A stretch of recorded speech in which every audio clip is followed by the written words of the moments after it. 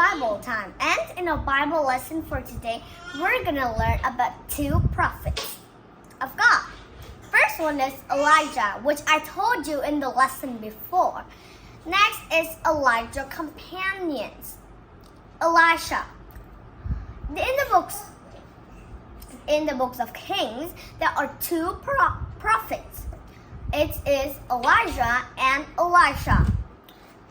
You may know about Elijah in the lesson before because I already told you. Now it's Elisha. Elisha is a bold man. So when Elijah and Elisha was walking together by the river was too deep. You can't swim through it, and because it is too dirty. Then Elijah prayed to God, said, "Dear God, please part the Red Sea." God answered him like this: Put out your coat and throw it on the river, then it will part it for you. When Elijah did just that, he went over with Elisha. Elisha went with him too. And so they walked together. Then something amazing happens. Just then, a chariot of fire come down from heaven, and it swooped Elijah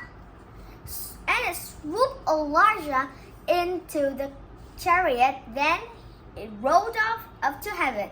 So you see, Elijah didn't have to die to go to heaven. He always walked with God. He did things just as God wanted him to do.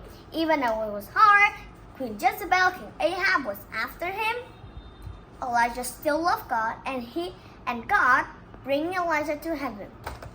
Now you may have known Enoch, okay? Enoch is in the book of Genesis. In the book of Genesis, Enoch walked with God all day. He never did things that displeased God. He always made things up. God was happy, didn't make God feel sad or angry. Of course, Jesus never get angry. He have righteous anger, not kind of like the anger like, why do you let me do that? It is my job. Kind of like that.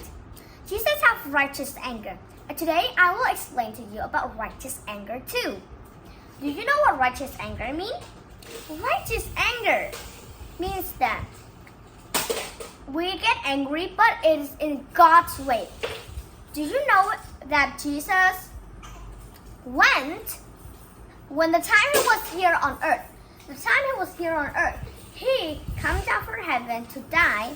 Before that, he went into his Father's house to pray. Then he saw the most terrible thing. Jesus saw they were paying taxes.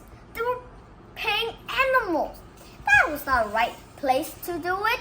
So Jesus bottled wet and he whipped up the man. You see, that was righteous anger. Jesus was doing the right thing to keep